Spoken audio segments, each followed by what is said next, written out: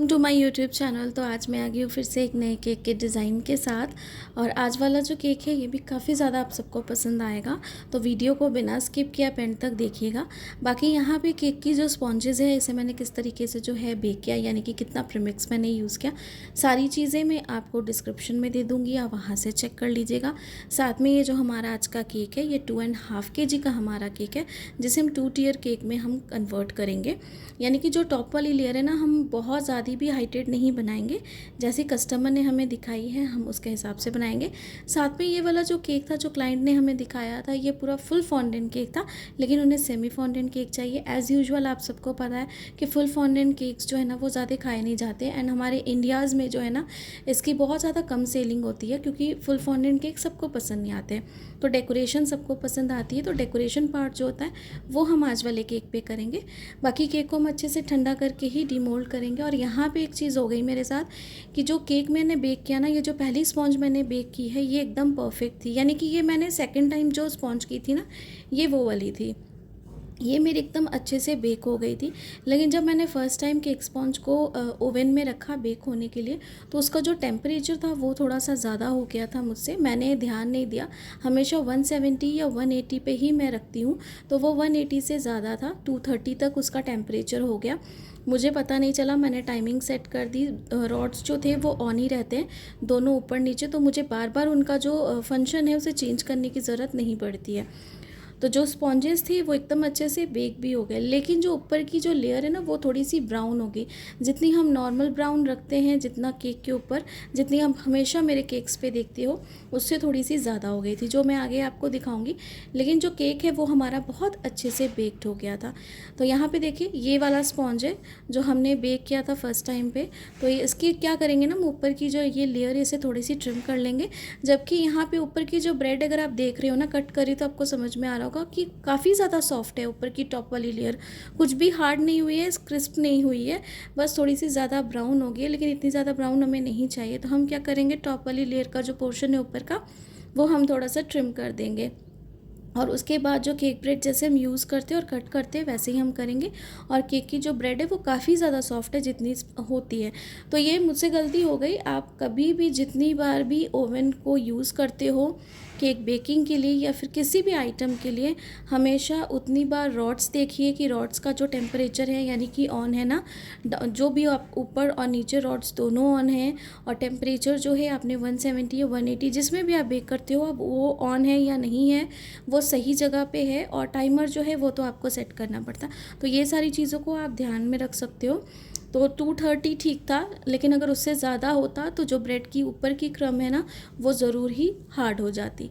लेकिन ऐसा नहीं हुआ। आप भी जो है दोबारा अगर कभी भी ऐसे केक्स को बेक करते हो, अगर आपको बहुत जल्दी भी होती है, तो आप जो है थोड़ा आराम से और ध्यान से सारे फंक्शंस को देखिए, उसके बाद ही अपने OTG ओवन माइक्रोवेव जो भी है आप उसे एकदम अच्छे से यूज़ कीजिए। तो इसकी भी हम कटिंग कर लेंगे आराम से। पहले हमने ऊपर की टॉप लेयर को कर लिया था अच्छे से एकदम कट, यानी कि सारी चीज़ों को मैंने ट्रिम कर लिया। अगर आपने देखा तो यहाँ पे लेयर हम कट कर रहे हैं, लेयर भी मैं आपको दिखा रही हूँ, काफ़ी अच्छे से कट होगी। ये देखिए काफ़ी सॉफ्ट है, जैसे सॉफ्ट होता है केक बिल्कुल वैसा ही है। तो यहाँ पे सारा प्रोसेस मैं चाहती थी आप सबको दिखाऊँ। और इस तरीके से जो टॉप वाली लेयर है वो मैंने 4 इंच के केक टिन पे बनाई थी, उसे भी हम इस तरीके से ही अच्छे से कट करेंगे जैसे हमने इसे किया। और केक को एकदम अच्छे से हमें ठंडा करने के बाद ही कट करना है। उसका रीज़न ये होता है कि अगर आप थोड़ा सा गर्म केक करोगे कट, तो वो अच्छे से कटिंग नहीं होती और ब्रेड की क्रम्स बहुत ज़्यादा निकलती है, और आप अच्छे से हैंडल भी नहीं कर पाते हो। जैसे हम दूसरे हाथ को ऊपर रखते हैं केक पे और राइट वाले हैंड से हम इसे लिफ्ट करते हैं ब्रेड नाइफ के साथ, आप वैसे नहीं कर पाओगे कंफर्टेबल। तो यहाँ पे स्क्वायर हमने ले लिया है केक बोर्ड, आप चाहो तो राउंड भी ले सकते हो, लेकिन मुझे स्क्वायर चाहिए था, मैंने स्क्वायर ले लिया। क्रीम हम जैसे लगाते हैं बोर्ड पे वैसे ही लगाएंगे। साथ में सिंपल हमारा केक है वनीला, और कोई भी फ्लेवर हम इसमें नहीं डालेंगे, उसके हिसाब से हम सारी चीज़ें करेंगे। और ये वाले जो क्लाइंट है मेरे फर्स्ट टाइम है, इनको भी किसी ने रेफरेंस दिया था मेरा नंबर, तो उन्होंने मुझे ऑर्डर दिया था। और सेल्फ पिकअप केक था फ्रेंड्स, ये डिलीवरी चार्जेस कुछ भी इसमें इंक्लूडेड नहीं थे।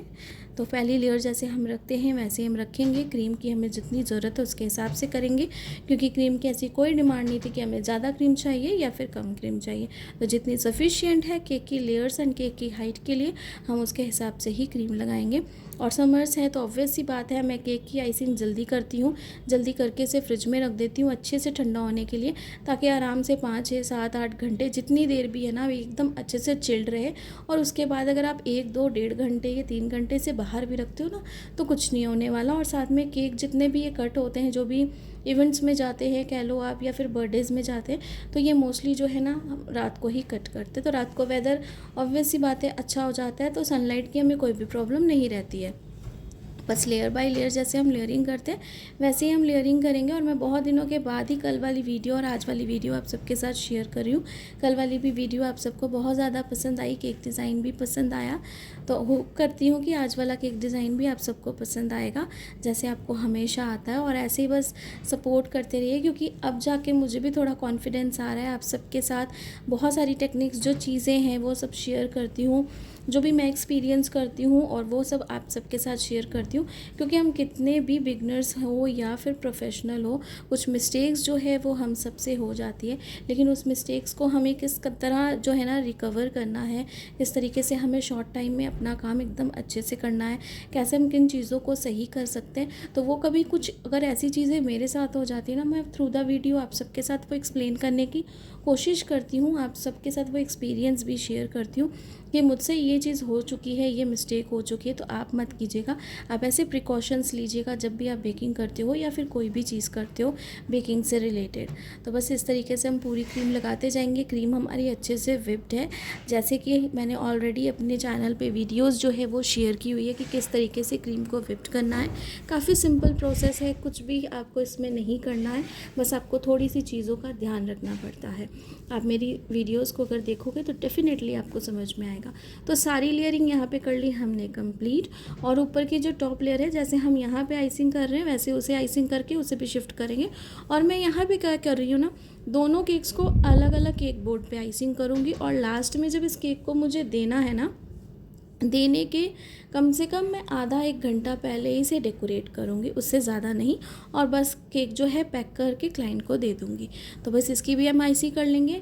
और यहाँ पे ये जो बॉटम लेयर का हम केक बना रहे हैं ना, इसे हम थोड़ा सा लाइट शेड रख लें ब्लू कलर का। जो इसके ऊपर हम टॉप लेयर लगाएंगे ना, उस पर हम जो ब्लू कलर यूज़ करेंगे वो as compare to bottom layer थोड़ा सा डार्क होगा, लाइट शेड नहीं होगा।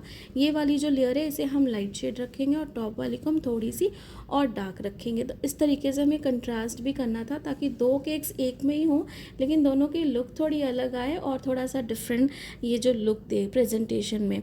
तो सारी चीज़ों को वैसे ध्यान में रखना था और सारी चीज़ें वैसे ही हम बना रहे थे। साथ में स्क्रैपर ले लिया मैंने, स्क्रैपर के साथ जैसे हम एजेस को क्लीन करते हैं अच्छी फाइन लुक देने के लिए हम वो करेंगे। यहाँ पे फॉन्डेंट की डेकोरेशन है, लेकिन क्लाइंट ने मुझे कहा था कि फॉन्डेंट जो है आप जितना मिनिमल हो सके आप उतना ही कम यूज़ कीजिएगा। तो उसके हिसाब से मैंने सारी चीज़ों को ध्यान पे रखा था। और अभी सबसे अच्छी बात ये है कि समर्स आ गए, तो समर्स में जो भी फॉन्डेंट्स यूज़ करते हैं हम उनको ड्राई करने का बहुत इजी तरीका रह जाता है। आप एसी में रखो, नॉर्मल रूम में रखो, फ़ैन के नीचे रखो, जो फॉन्डेंट्स होते हैं ना वो बहुत जल्दी ड्राई हो जाते हैं, तो ऐसी कोई दिक्कत नहीं हो जाती है। तो ये चीज़ काफ़ी अच्छी बेनिफिट होती है फॉन्डेंट्स को ड्राई करने के लिए। आपको अलग से ओवन में जो है इसे रखना नहीं पड़ता है थोड़ी देर सेट होने के लिए, तो आप आराम से इसे नॉर्मल रूम टेम्परेचर में भी रख सकते हो। अच्छे से हम इसकी एजेस को क्लीन कर रहे, देख रहे कहीं से भी कुछ भी अनइवन ना हो, क्योंकि यहाँ पे जितनी भी चीज़ें हैं ना वो सारी हमारी क्रीम अगर अच्छे से सेट होगी उसके ऊपर और ज़्यादा अच्छी लुक देगा। तो ये देखें शाम का टाइम है और यहाँ पे मैं 30-40 मिनट्स पहले ही मैंने केक को निकाला, डिलीवरी देने से पहले, यानी कि जो केक था उनको देने के पहले। यहाँ पे एक केक को मैंने इस तरीके से बना लिया, दूसरे को भी बना के मैंने दूसरे बोर्ड पे रख लिया था, फ्रिज में दोनों को अलग अलग सेट कर दिया था। और इस तरीके से इसके ऊपर हम कर देंगे लिफ्ट केक को। और अगर आप देख रहे हो थोड़ा सा डार्क एंड थोड़ा सा लाइट शेड का हमने यहाँ पे 2 टियर केक बनाया है। बहुत ज़्यादा ये डार्क शेड नहीं है और यहाँ पे ये बहुत ज़्यादा लाइट शेड नहीं है, जैसे हम थोड़ा सा अगर कह सकते हैं कि 19-20 का फ़र्क, बस इस तरीके का फ़र्क है दोनों के कलर में।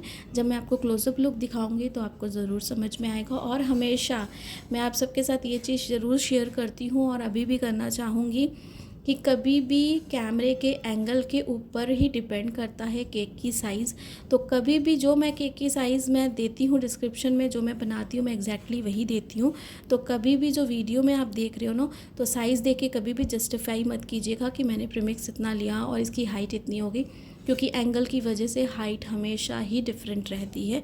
कई बार केक थोड़े हाइटेड होते हैं, मैं ऊपर करके यानी कि टॉप वाले पे करके थोड़ा सा उसके बाद मैं इसे जो है रिकॉर्ड करती हूँ, तो ये सारी प्रॉब्लम्स हो जाती है।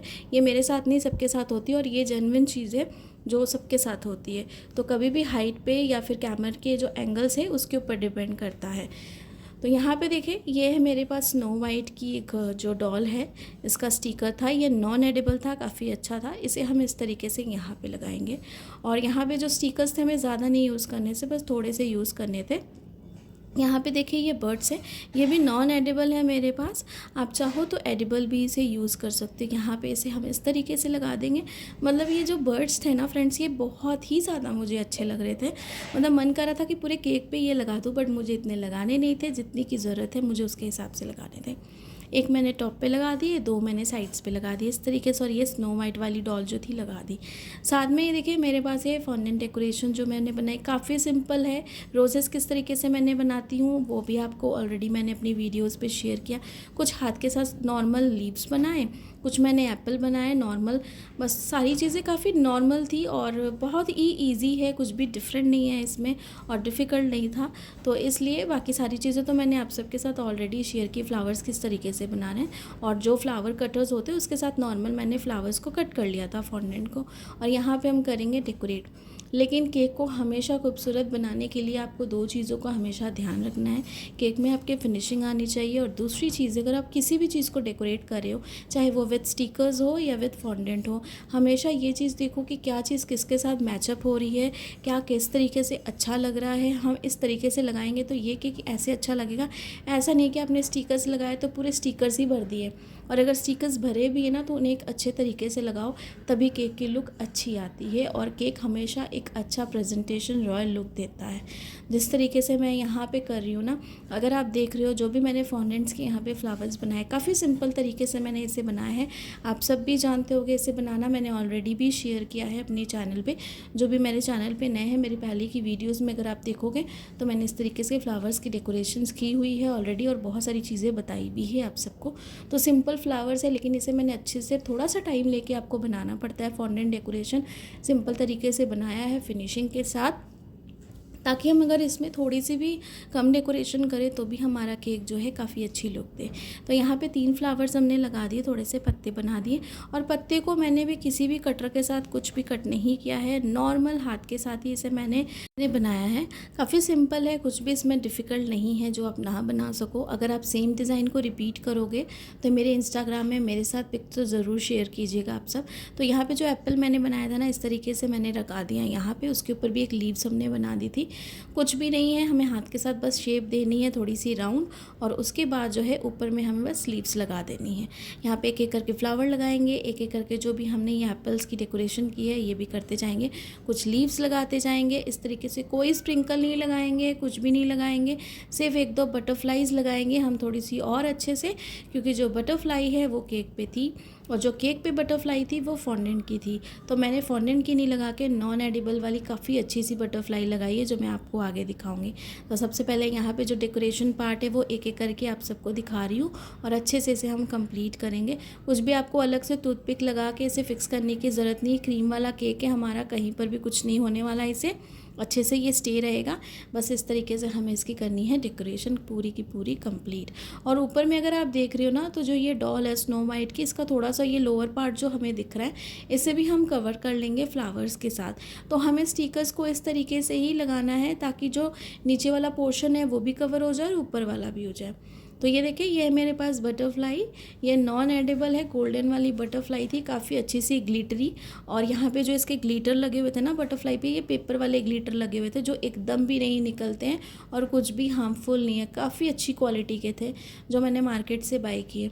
इसे भी हम इस तरीके से थोड़ा सा टिल्ट कर लेंगे और यहाँ पे लगा लेंगे। पहले मैं देख रही थी कहाँ पे अच्छा लगेगा, पर ऊपर नहीं, ये नीचे बॉटम वाली लेयर पे ही अच्छा लग रहा था। तो इस तरीके से इसे मैंने लगा दिया है यहाँ पे। और अब जो है हम लगाएंगे बर्थडे टैग। तो बर्थडे टैग ये वाला है मेरे पास, जैसा केक है जिसकी हाइट है जिस हिसाब से, ऐसे ही मैंने यहाँ पे बर्थडे टैग लगाया। तो बर्थडे टैग मैंने यहाँ पे लगा दिया, साथ में कैंडल नाइफ, सारी चीज़ें मैं दे दूँगी। बाकी इसकी ओवरऑल लुक देखिए आप। तो ये है इसकी ओवरऑल लुक। तो अच्छे से आप देख लीजिए किस तरीके से मैंने बनाया, क्या डेकोरेशन थी, बर्ड्स कितने अच्छे लग रहे थे। बस इस तरीके से अगर आप पिक बनाओगे तो इसे रिक्रिएट कर सकते हो सिंपल तरीके से। और बाकी साथ में ये वाला जो हमारा केक था विद फॉन्डेंट डेकोरेशन सारी चीज़ों को लेके 2.5 kg का हमारा केक था। इसका टोटल प्राइस जो था मैंने 1500 लिया है। आप अपनी जगह के हिसाब से ज़्यादा कम जैसा है ले सकते हो। बाकी क्लाइंट को एज़ यूजुअल बहुत ही ज़्यादा पसंद आया उनको डिज़ाइन। तो आई होप कि आपको भी डिज़ाइन पसंद आया होगा तो लाइक सब्सक्राइब शेयर ज़रूर कीजिएगा। ढेर सारे कमेंट्स कीजिएगा। आप सबके कमेंट से, जैसा मैं हमेशा बोलती हूँ, मुझे बहुत मोटिवेशन मिलती है। Thanks for watching.